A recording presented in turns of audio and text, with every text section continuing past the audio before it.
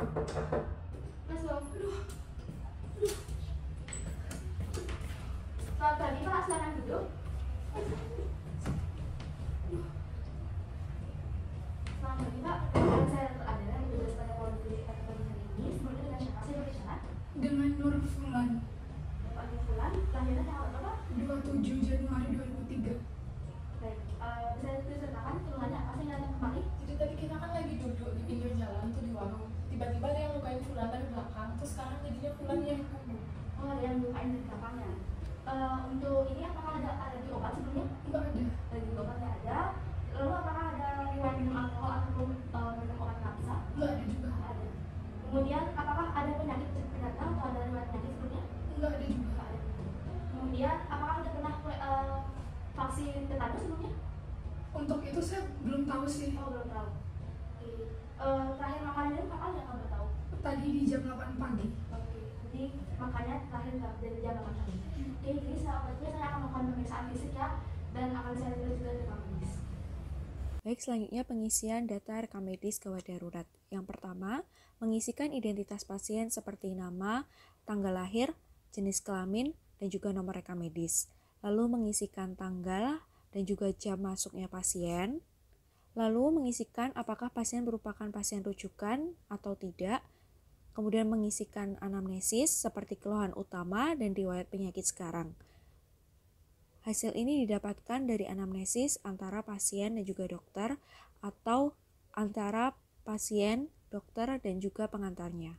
Kemudian mengisikan hasil pemeriksaan fisik yaitu primary survey seperti airway, breathing, circulation, disability, dan juga GCS serta menuliskan skor GCS.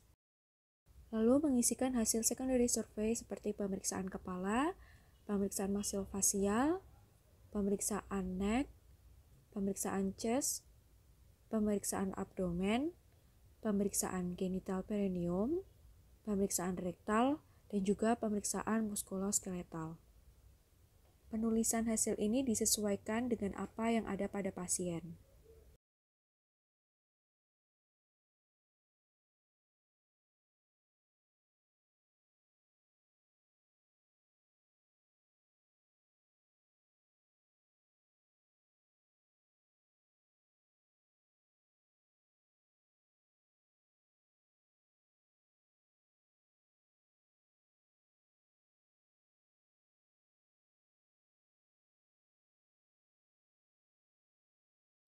Lalu dilanjutkan dengan penomoran lokasi luka sesuai dengan lokasi ditemukannya luka pada pasien.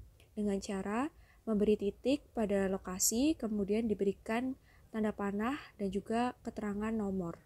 Lalu menuliskan hasil dari pemeriksaan penunjang.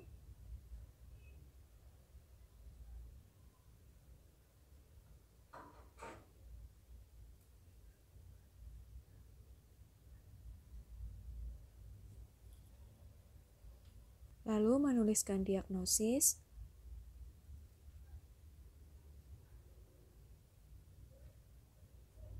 kemudian menuliskan rencana kerja dokter dimulai dengan daftar masalah, rencana intervensi, dan juga target.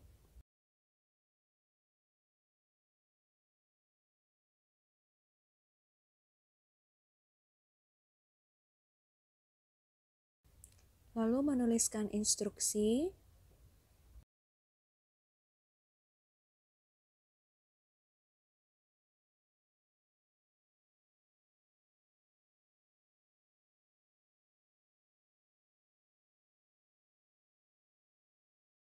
kemudian menuliskan disposisi apakah pasien boleh pulang, dirawat, atau dirujuk. Kemudian menuliskan kondisi saat dipulangkan, instruksi pulang, dan tanda tangan serta nama jelas dokter.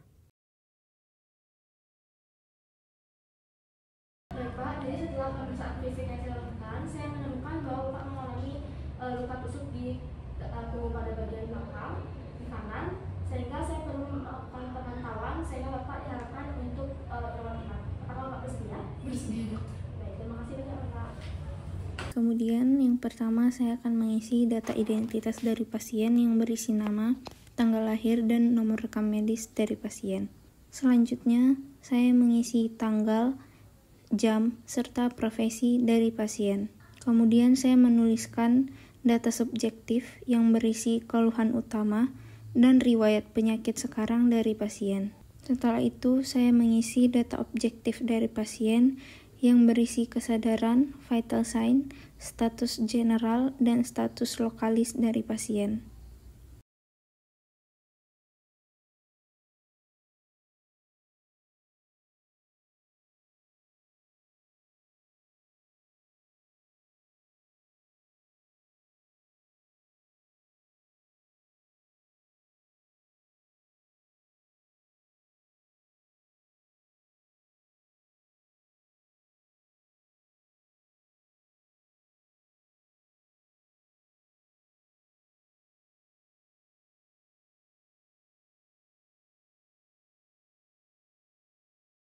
Selanjutnya, mengisi asesmen dari pasien.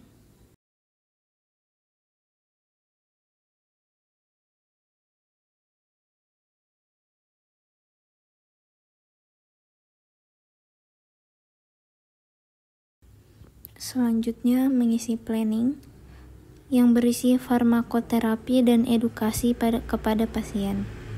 Kemudian, mengisi instruksi, yaitu dosis obat untuk pasien.